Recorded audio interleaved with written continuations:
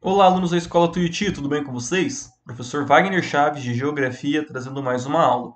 E hoje a gente vai falar dos domínios morfoclimáticos. Palavra estranha e difícil, né? Mas ela é bem tranquila. Domínios morfoclimáticos é uma divisão física que nós fazemos da paisagem. Então a gente está regionalizando o Brasil, falamos de divisões administrativas, divisões geoeconômicas, e agora vamos fazer uma divisão física do território brasileiro, beleza? Então pegue o seu caderno, pegue a sua apostila e me acompanhe em mais essa aula. Bom, pessoal, no final da aula passada, a gente terminou falando da divisão do Milton Santos. Milton Santos, que é um dos maiores geógrafos brasileiros, se não o maior. E o Milton Santos, ele é um geógrafo humano. Quando nós falamos de geografia humana, a gente está falando do quê? Estamos falando de observar o fluxo econômico, observar o crescimento das cidades, a relação do homem com o campo, enfim, nessas relações mais econômicas. Então ele estabelece essa divisão entre o domínio da Amazônia, o domínio do domínio não, perdão, né, região da Amazônia, região Nordeste, região Centro-Oeste e a região concentrada. Concentrada por quê? Porque é a região que concentra as principais atividades econômicas do Brasil. Então ele observa lá, Centro-Oeste, o Centro-Oeste naquela época não tinha grande produção agrícola, mas estava começando. Nordeste, uma produção de fruta em algumas áreas próximas aos rios, mas umas grandes áreas de semiárido que você não conseguia plantar nada. E a Amazônia, onde você tinha uma agricultura bastante rudimentar. Então, ele levou em consideração que níveis de produção e tecnologia para desenvolver essa divisão, beleza? E ele usou aspectos humanos e econômicos, beleza?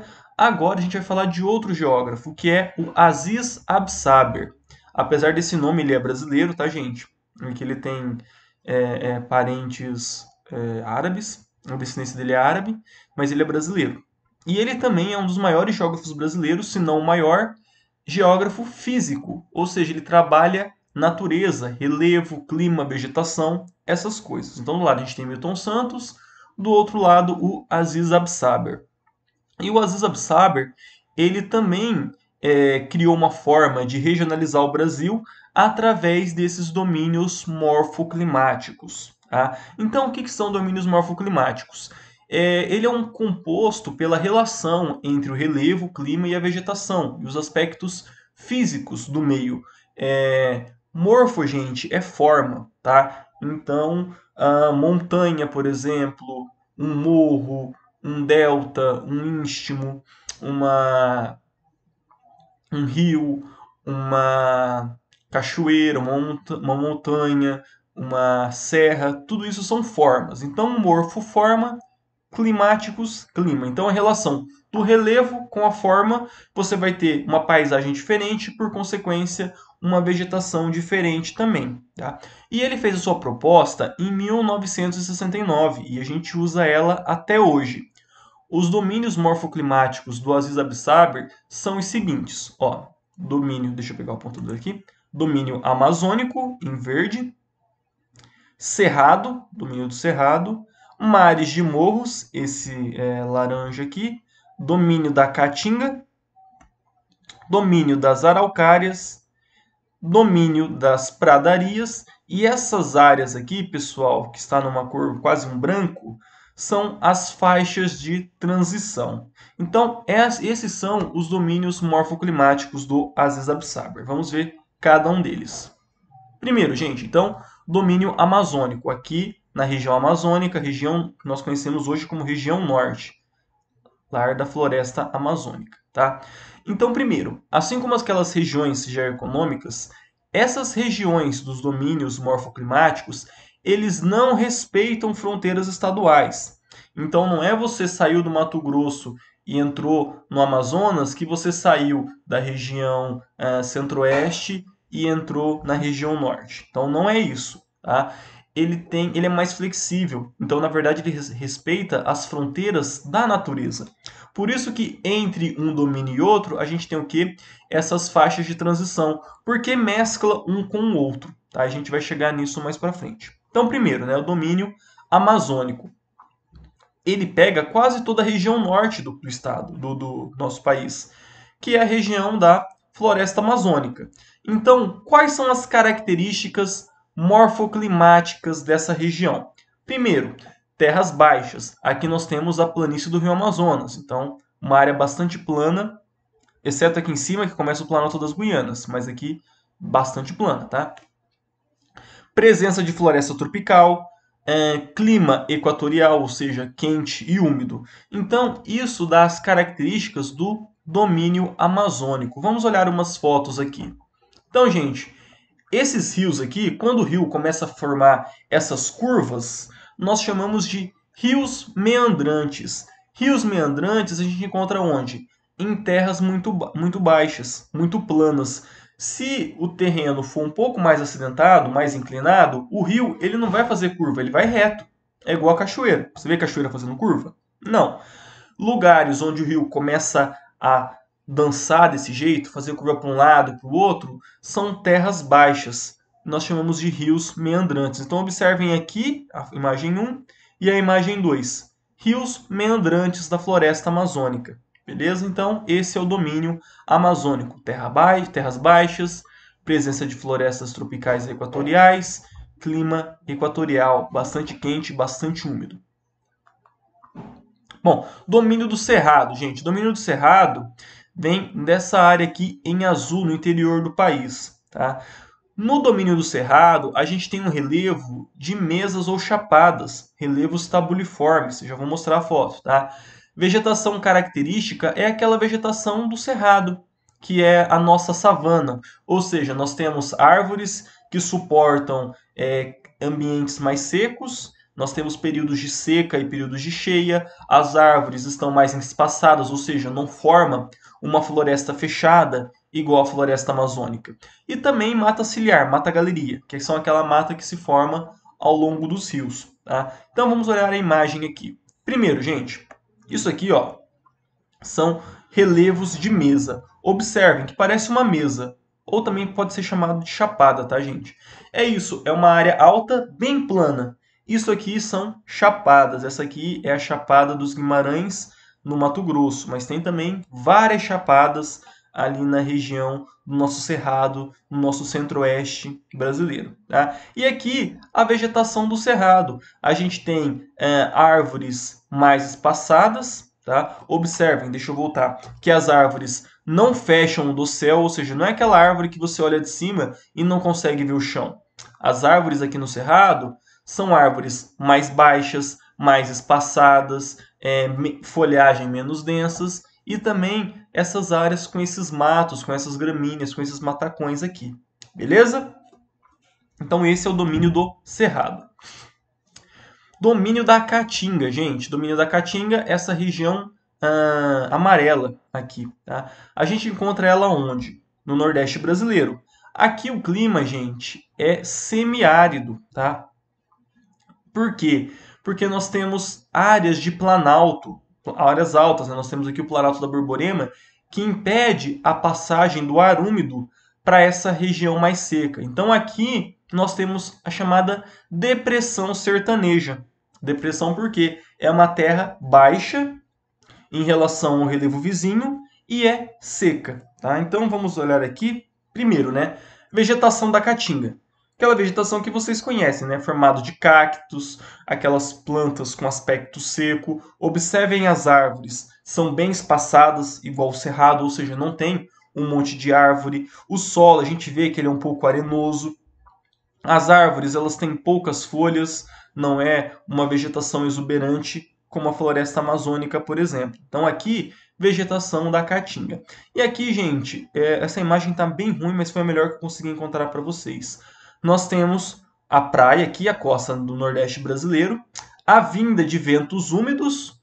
Aí esses ventos úmidos, ele encontra o quê? Encontra uma área alta. Essa área alta nós chamamos de Planalto da Borborema. Então aqui chove bastante, passa o vento seco e aqui nós temos o que? A depressão sertaneja.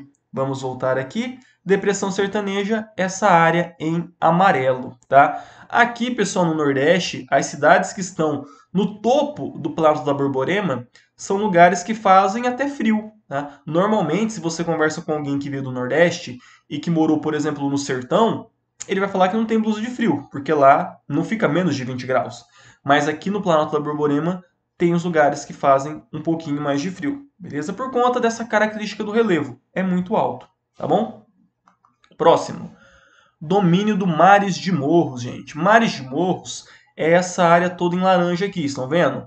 Pega quase todo o litoral brasileiro, aqui do Rio Grande do Sul, até quase aqui o Rio Grande do Norte, uma área do interior de Minas aqui e do São Paulo, quase todo o Rio de Janeiro e Espírito Santo.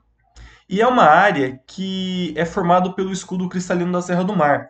É uma área que de antigas montanhas, que tem um relevo bastante antigo, ou seja, de quando você tinha atividades tectônicas que geraram essas montanhas que estão aqui. É um relevo bastante antigo, bastante erodido, porque a gente sabe que o relevo do Brasil é um relevo antigo, que não é moderno, ou seja, as formas que nós temos hoje é resultado da ação do vento, da ação da chuva, bom? E bastante acidentado. Então toda essa área aqui que vocês estão vendo em laranja tem um relevo bastante escarpado, cheio de montanha, cheio de sobe e desce. Vamos olhar as imagens aqui para vocês verem. Primeiro, cidade do Rio de Janeiro, tá? Observem, gente, ó, Pão de Açúcar, Morro da Urca, outro morro aqui que eu não sei o nome. Aqui atrás, no Niterói também, um monte de morros. Essa outra foto aqui é da região serrana do Rio, Pico Dedo de Deus. Olha só como que é um monte de montanhas. E observem, não parece um monte de onda essas montanhas? Por isso que nós chamamos domínios dos mares de morros, porque nós temos tantos morros que acabam formando ondinhas, tá? Minas Gerais, gente, tem uma parte de Minas Gerais que é toda assim, cheia de morro, tá? Belo Horizonte mesmo, nunca vi uma cidade com tanto viaduto, porque você tem que ligar as partes altas, as partes baixas, então é necessário esse tipo de arquitetura. Então, mares de morros, por quê? Cheio de relevo acidentado, cheio de morrinhos. Morrinhos não, morros grandes, né? Vamos para o próximo. Domínio das pradarias, gente. Pradarias é essa área em rosinha aqui no Rio Grande do Sul, tá? Ele é formado por um relevo plano, bem diferente dos mares de morro, tá? Clima subtropical e a vegetação é composta de gramíneas, ou seja, uma vegetação bastante rasteira. Vamos olhar. Observem, gente, ó, diferente dos mares e morros, que era aquele monte de morro, aqui, ó, a vegetação toda plana, tá? Pouquíssimas árvores, formadas basicamente do que? Gramas. Tanto que aqui a gente tem a produção de gado muito forte, porque você tem áreas de pastagem muito extensas, beleza? Então aqui as pradarias. E temos também domínio das araucárias, gente. Essa área aqui, ó, mais esse vermelho, esse bordô, tá? No domínio das araucárias, a gente tem o que? Áreas altas com clima subtropical, ou seja, é uma área alta, igual o mares de morros, porém tem um clima mais frio, um clima subtropical. Nesse domínio, a gente tem o pinheiro do Paraná, ou a araucária, aí que dá o nome de domínio das araucárias. Então, observem aqui, gente.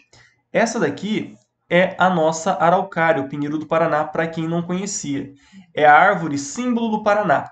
Embora aqui em Maringá a gente não tenha tantos exemplares, porque nós estamos numa área mais baixa, tá? Curitiba está bem mais alto que Maringá, por isso que lá é bem mais frio. E Curitiba significa terra do pinhão, terra da araucária, porque a presença dessa árvore é muito comum nas regiões sul do país, onde tem um clima mais subtropical, de altitude. Tá? A gente consegue encontrar em Minas Gerais também, nas áreas mais altas de Minas, porque justamente você tem um clima um pouquinho mais frio. No interior de São Paulo a gente encontra também algumas cidades da Serra do Mar, a gente encontra essa vegetação de araucária, beleza? E aí, por fim, nós temos o quê? As áreas de transição, gente. Todas essas áreas aqui, ó, nesse bege, esse amarelinho clarinho, tá vendo? Todas essas áreas aqui são áreas de transição, tá? Pessoal, observem que não é biomas isso, tá? Domínios morfoclimáticos é uma coisa, biomas são outros. Porque nós não temos, por exemplo, bioma da Mata Atlântica, nós não temos aqui bioma do Pantanal, a floresta da araucária, enquanto bioma, faz parte da Mata Atlântica. Então, são coisas distintas, bem diferentes, tá? Então, essas áreas de transição é o seguinte: quando você está andando, você não sai da Amazônia e entra no Cerrado. Ó, essa daqui é a última árvore da Amazônia e agora você está entrando no Cerrado. Na natureza não é assim. Então, o que, que vai acontecendo? Você vai saindo da floresta amazônica, você vai vendo que as florestas ela vai ficando mais rala, árvores vão sumindo, vão ficando cada vez mais escassas, a vegetação vai mudando. Então, aonde essa vegetação vai mudando, nós temos o que? As áreas de transição, tá? Então, vamos dar uma olhada para vocês. Essa primeira foto aqui, gente, nós temos o quê? Uma área que nós chamamos de cerradão. Tá? Cerradão é o quê? É a transição do cerrado para a floresta amazônica. A gente encontra cerradão mais ou menos aqui, ó, no estado do Maranhão, uma parte do Tocantins. Ou seja, é a área onde você está saindo do cerrado e entrando na floresta amazônica. Percebam, gente, a vegetação ela é mais verde, mais exuberante, porém ainda não é aquela vegetação da floresta amazônica, que tem aquelas árvores gigantes com o dossel bem fechado, bem verdinho. Tá? E do outro lado aqui a gente tem uma outra região também, outra área de transição, que são as matas dos cocais. Tá? Novamente entre Cerrado e Floresta Amazônica, que é uma mata cheia de palmáceas. Beleza, pessoal? Eu vou ficando por aqui. Peço que vocês fiquem em casa, que vocês lavem as mãos constantemente. Um abraço, bons estudos e até a próxima aula.